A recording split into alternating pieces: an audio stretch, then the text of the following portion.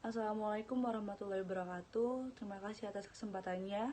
Nama saya Ananda Salsabila dengan nomor induk mahasiswa 2019-210533. Jadi di sini saya akan mempresentasikan tentang pasar uang. Yang pertama, apa sih fungsi pasar uang itu? Jadi fungsi pasar uang secara umum itu yang pertama sebagai sarana alternatif bagi lembaga keuangan seperti perusahaan-perusahaan dan juga perusahaan-perusahaan dan keuangan.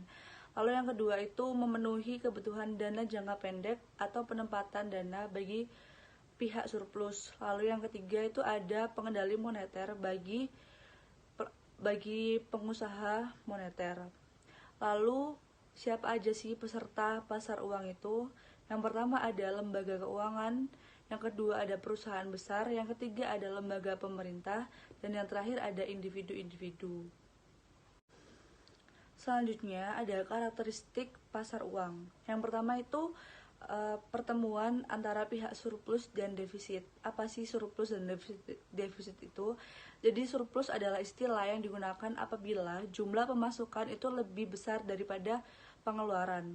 Lalu apa sih defisit itu? Jadi kalau defisit itu adalah istilah yang digunakan bila pengeluaran lebih besar daripada pemasukan. Lalu yang kedua ada transaksi bersifat jangka pendek atau menekankan pada pemenuhan dana jangka pendek. Contoh dari jangka pendek sendiri itu yang pertama ada tabungan bank, yang kedua deposito, lalu ada saham dan lain sebagainya. Lalu selanjutnya itu memungkinkan adanya transaksi pinjam meminjam. Jadi mekanisme pasar uang ini ditekankan untuk mempertemukan pihak yang mempunyai kelebihan dana dan pihak yang membutuhkan dana. Selanjutnya itu kebutuhan adanya pasar uang yang berfungsi untuk menjembatani adanya kesenjangan dana antara penerima dan pengeluar dana, lalu menutup kekurangan dengan pinjaman jangka pendek apabila pengeluaran dana melebihi penerimaan, dan penyedia outlet investasi untuk memperoleh pendapatan bunga bagi unit yang penerimaannya melebihi pengeluaran. Lalu debitur dan kreditur dalam pasar uang. Siapa sih debitur dan krediturnya? Yaitu perusahaan atau lembaga-lembaga yang seringkali beroperasi di kedua sisi pasar uang, yang artinya dalam waktu yang sama bisa sebagai debitur maupun kreditur di dalam pasar uang. Sekian presentasi dari saya. Selanjutnya akan dilanjutkan oleh rekan saya. Bila ada kesalahan kata mohon dimaafkan. Wassalamualaikum warahmatullahi wabarakatuh. Kesempatannya, perkenalkan nama saya Salma Dirama Prawesti dengan NIM 2019-210538. Di sini saya akan melanjutkan presentasi dari teman saya. Tujuan pasar uang bagi investor. Tujuan utamanya yaitu mencari keamanan dan likuiditas di samping peluang untuk memperoleh pendapatan bunga. Biasanya dana yang diinvestasikan itu karena kelebihan dana sementara. Nah, bisa dibutuhkan dalam jangka waktu singkat untuk membayar pajak, gaji, dividen, dan lain-lain. Sehingga pada kondisi seperti ini membuat para investor pasar uang itu sangat sensitif terhadap resiko. Nah, jenis-jenis resiko investasi di pasar uang. Resiko yang lazim dihadapi investor yaitu yang pertama resiko pasar. Resiko yang berkaitan dengan turunnya harga surat berharga dan tingkat bunga naik mengakibatkan investor mengalami capital loss. Lalu yang kedua ada resiko reinvestasi. Nah, resiko terhadap penghasilan suatu aset finansial yang harus direinvest dalam aset yang berpendapatan rendah. Lalu yang ketiga ada resiko gagal bayar. Nah, keadaan di mana seorang debitur tidak dapat memenuhi kewajibannya sesuai dengan perjanjian utang piutang yang dibuatnya. Lalu yang keempat ada resiko inflasi, di mana pemberi pinjaman menghadapi kemungkinan naiknya harga barang dan jasa yang akan menurunkan daya beli atas pendapatan yang diterimanya. Lalu yang kelima ada resiko valuta.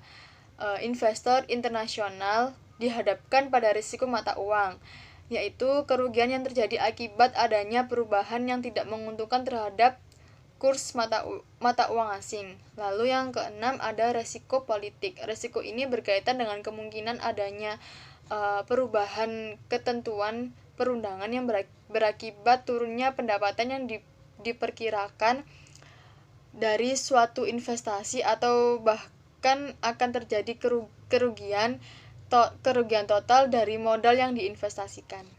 Sekian dari saya, terima kasih. Assalamualaikum warahmatullahi wabarakatuh. Terima kasih atas kesempatannya. Perkenalkan, nama saya Bilari Rizurmawati dengan NIM 2019.10551. Di sini saya akan melanjutkan presentasi dari teman saya, yakni menjelaskan kelebihan komersial paper. Keuntungan pembayaran dengan komersial paper bagi unit usaha.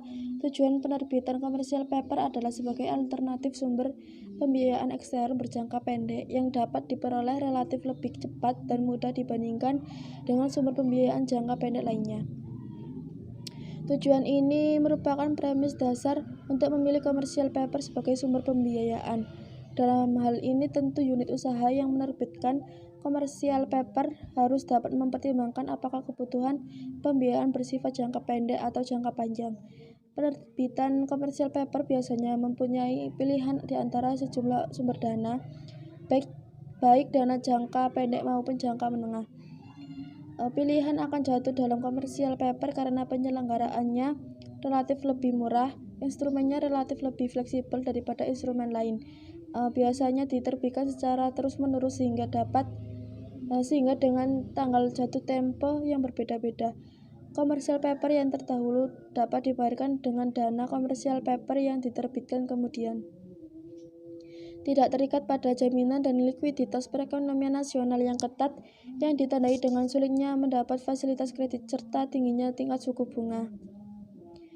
Kelebihan komersial paper bagi penerbit dan investor yaitu yang A.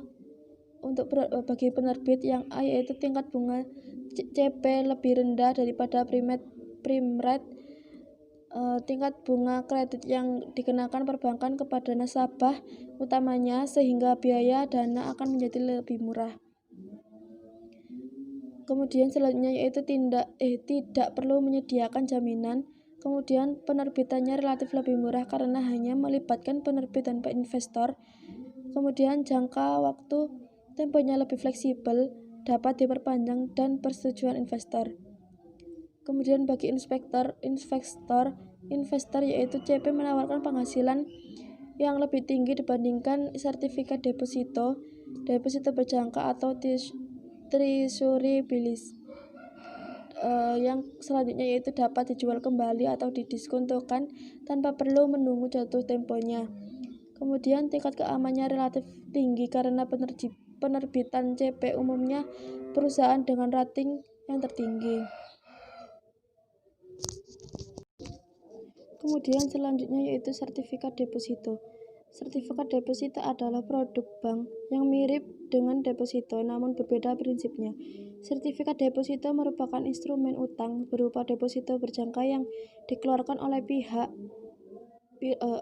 bank dan lembaga keuangan lainnya pada investor yang bukti kepemilikannya dapat diperjualbelikan.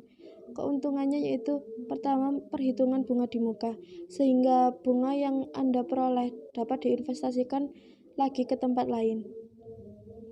Kedua yaitu tingkat suku bunga yang menarik, biasanya lebih tinggi daripada deposito biasa dengan suku bunga acuan Jakarta Interbank Overnight Rate atau JIBOR.